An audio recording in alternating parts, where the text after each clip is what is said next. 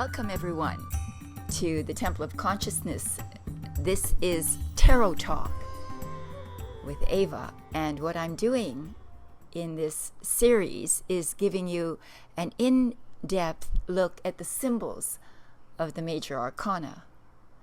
I've done 2 so far, which is we begin with the Fool, and then we did the Magician, and now we're on the 3rd card of the 22 cards of the major arcana. This is an in-depth treatise of the symbols and their meanings. So here we have the beautiful, stunning High Priestess. There's almost an overwhelming beauty hidden in the symbols of this card. So let's begin. Let's unravel the deep mysteries of the High Priestess.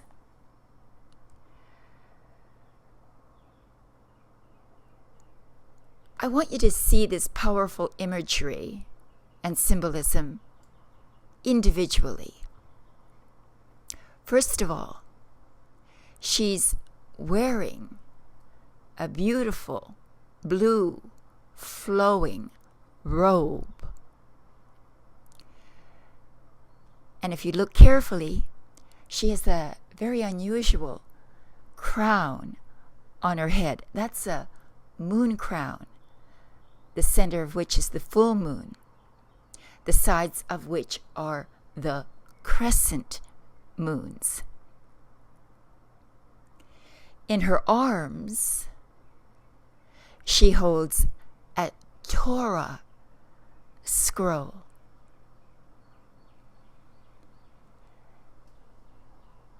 She is perched between 2 pillars with the letters B and J written on them.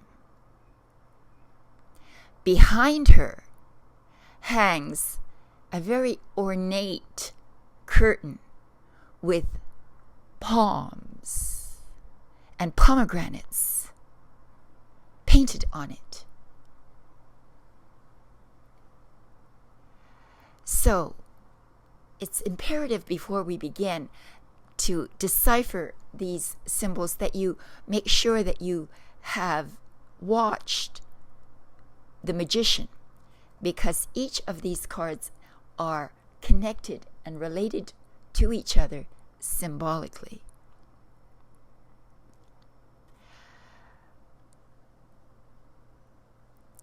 So, when we come out from the Magician, we are immediately thrust into the realm of opposites, the Yin-Yang of the tarot. The Magician was the Yang, the masculine, the male force or energy, and the High Priestess is the Yin, female, passive, receptive energy. The Magician represented the first impulses of our spirit as it became manifest in this realm, in the material realm. The Magician represented the focusing of intention and will. The High Priestess gives form to all the impulses of the Magician.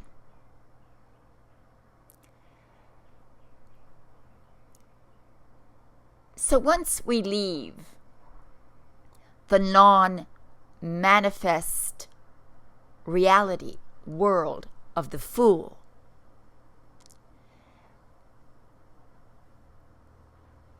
a reality that was pure spirit being. The fool then steps into our material reality and becomes the magician. He manifests and literally splits, becomes dual, creates duality. You see, immediately when we look at the card, this is why the High Priestess sits between two pillars, painted black and white. It is really the Tarot's version of the Yin-Yang symbol. Black and white. That's also depicted in black and white opposites. You see, the idea is that every living and non-living thing or being has a dual nature. All things are both spirit and matter, whether they are animate or inanimate. All things are either spirit or and matter. Not either, but are both, is what I meant. So we are one with God. We are both male and female. We contain the duality before we are manifest in this reality. We are in the mind of God at the stage of the fool. And then we split as we enter in to the physical realm. The High Priestess, then, is God, the Mother. She is thus warm, loving, receptive, nurturing, fertile. God the Father and God the Mother embrace and create the whole universe, as depicted in the Yin-Yang symbol. They're always chasing each other's tail, revolving in an eternal embrace. They are eternally begetting, eternally chasing one another.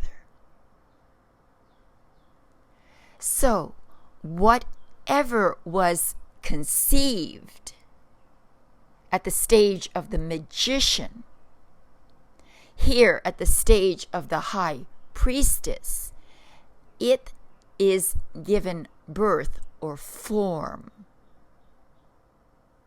So again, the soul, the fool, existed without attributes, specific attributes, in a state of pure spirit.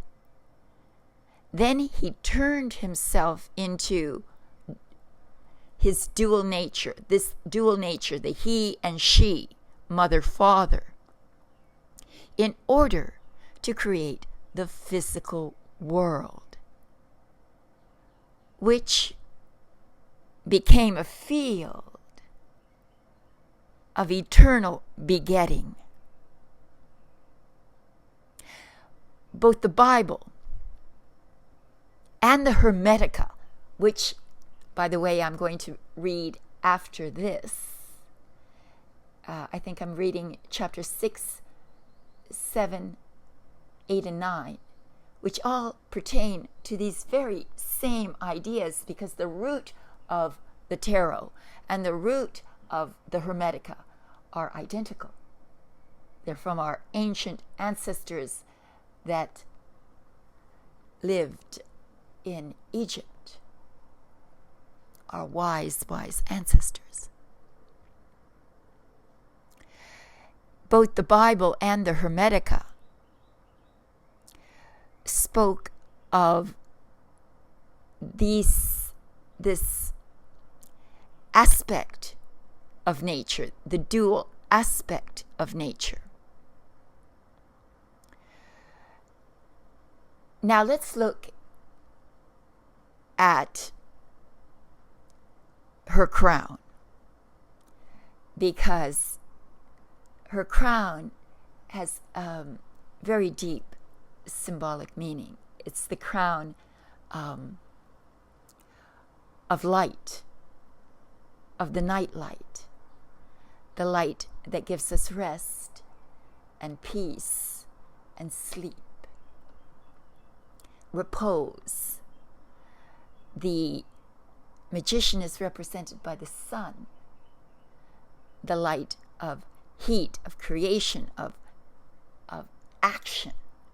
You see the difference between the two entities, the two aspects of both our nature and the nature of the universe. So the High Priestess, she really has two symbols of light. There's also one at her feet. So she has one at her head. And if you look at her feet, there's the crescent moon at her feet. So she's literally filled with the light of the moon from head to foot.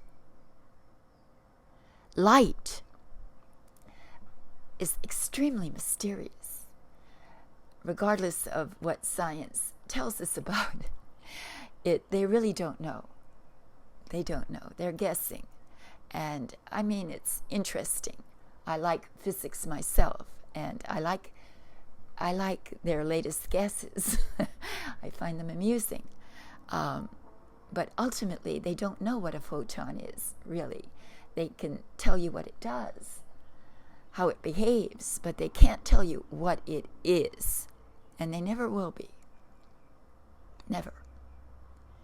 That's locked in the mystery of God, the Creator. She's filled with the light of the moon from head to foot. Light, you see, is the fabric from which the universe is woven. The thread, shall we say, from which the universe is woven. Everything is made of it. Everything is created with it. In the Bible it said, "Let there be light," the very first thing that was made, from which everything else then was made. So we have two lights, the light represented by the magician and the light now represented by the High Priestess.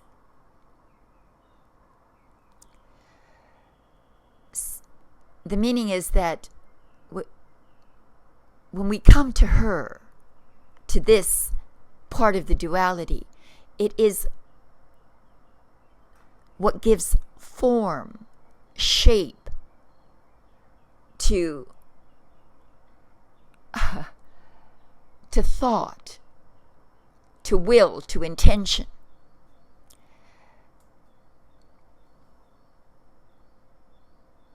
The light of the moon is the light that also oscillates, changes constantly. So it represents this fluctuation, this constant change, which is the result of duality, the result of the yin-yang, constantly in motion, constantly revolving, chasing each other through eternity.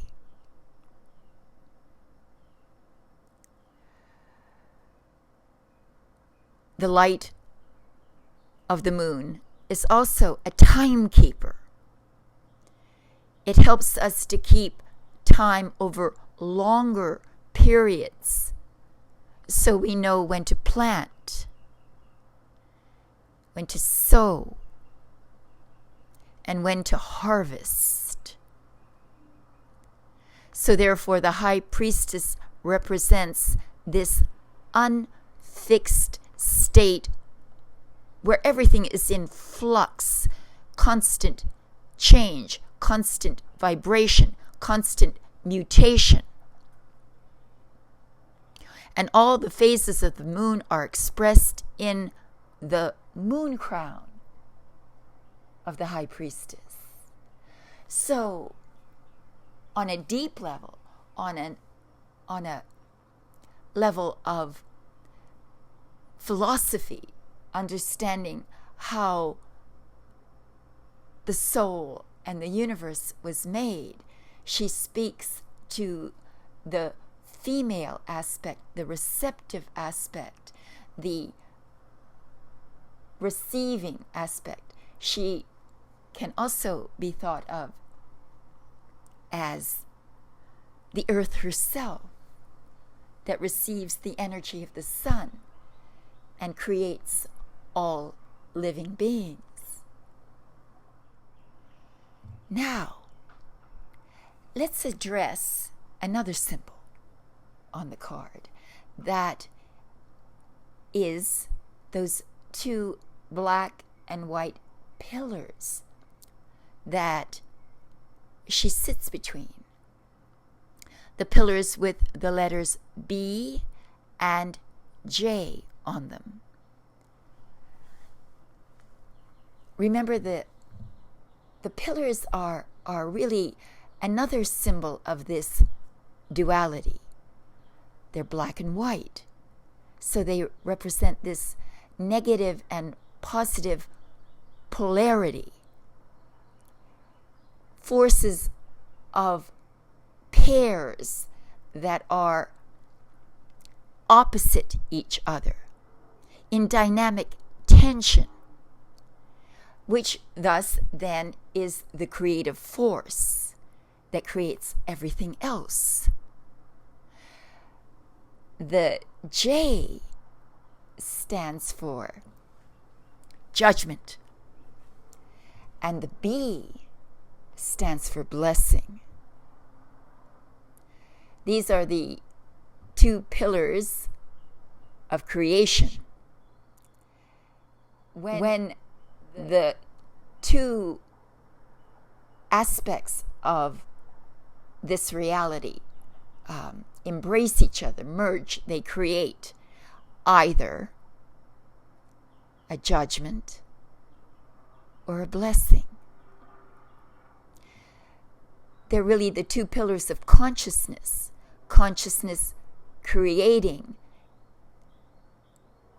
life.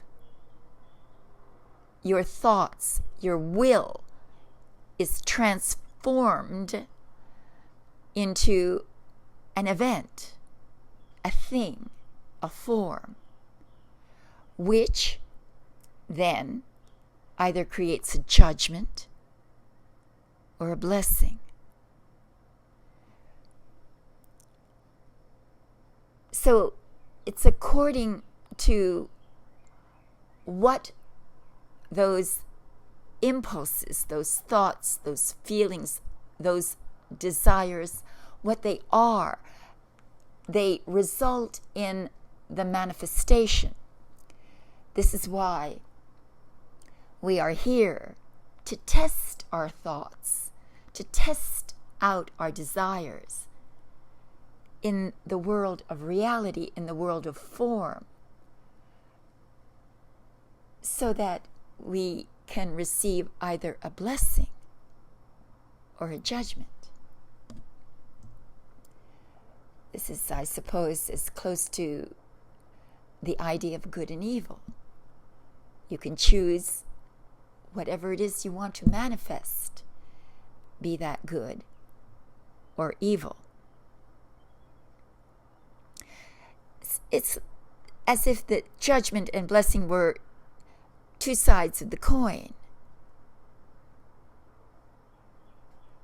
which has the source as love. Love is the source of duality. Love is the source of both judgment and blessing.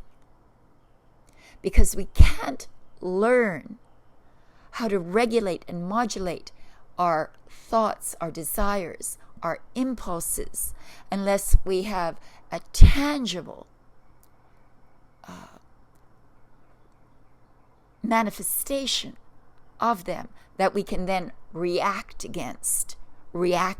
to emotionally and psychologically. So from our thoughts and feelings and desires, we receive the impulse to act. The high priestess receives the seed. She is the soil. She is the negative pole of the positive pole, the positive charge, represented by the magician again.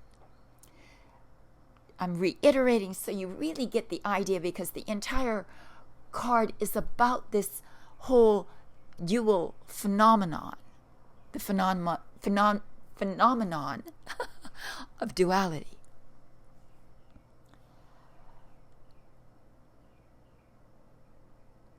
It's also hints now at the Trinity, the Father, the Son, the Holy Ghost, the Trinity. Something new is created from the duality. She therefore represents reproduction. You're pregnant with an idea, with a thought, giving it form. But she sits now, there's another thing, she sits directly in the middle, between the two poles, between these black and white poles, these pillars.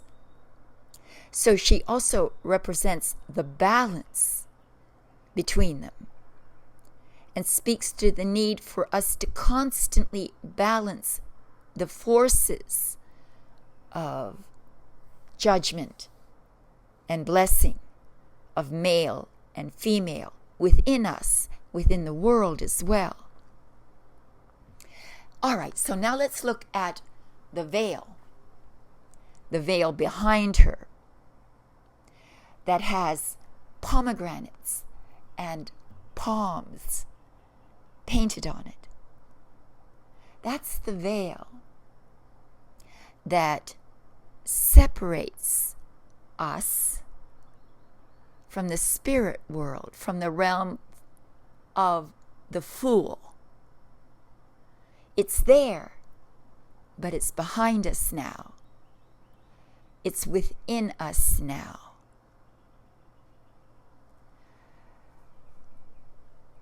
The holy temple that is the body is also represented by the high priestess, meaning that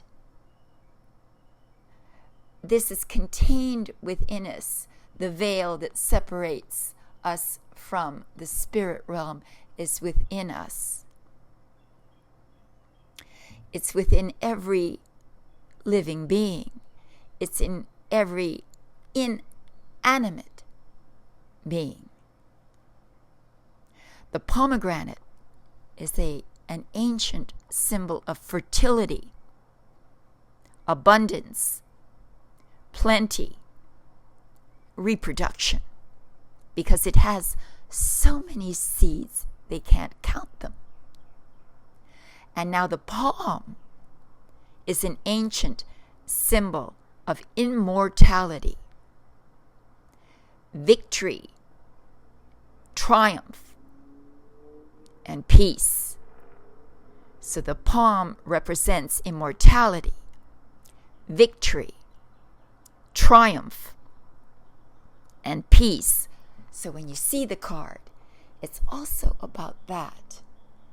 Being victorious, triumphing, gaining inner peace, and a sense of duration, immortality.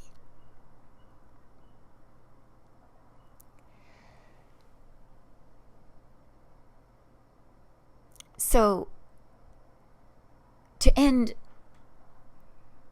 the symbol of the veil, what it means is that in order to access the holy temple within you, you must balance judgment and blessing, good and evil.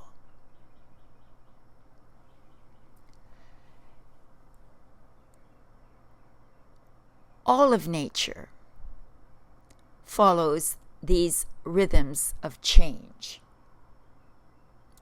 So when you look at her robe, it literally is like she's wearing a flowing river of water, a robe of water, which cascades down to the ground around her feet, where it whirls like a vortex, like water swirling.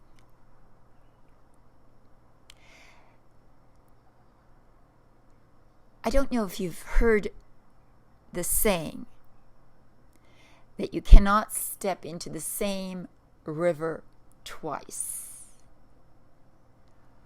Everything is in constant motion and change. As soon as the moment is felt, it disappears. It's intangible. The past is our memory. The future is our imagination. And the present is ineffable. It's intangible. It's constantly moving and changing. That is what is represented by her water robe. It symbolizes the ever-changing dynamic of life. Now, you see, she's also holding a Torah scroll. Now, the Torah, I don't know if you know, actually refers to the first 5 books of the Bible in Judaism. It's their highest, most spiritual books of the Bible for them. And it's about creation. It's about God's workings of the miracle of life.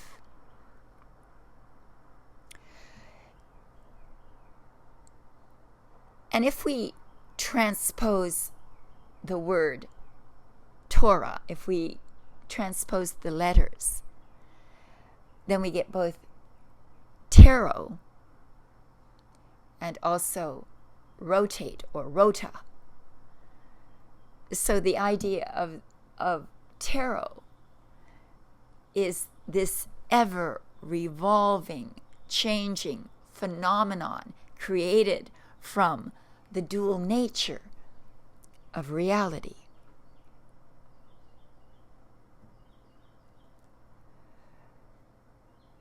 This is motion. This is about the motion of life. Nothing is static. Nothing remains still in the manifest world.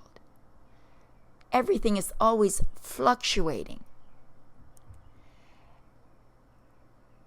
And you must remain in balance in order to access the deeper recesses of your immortal, infinite being.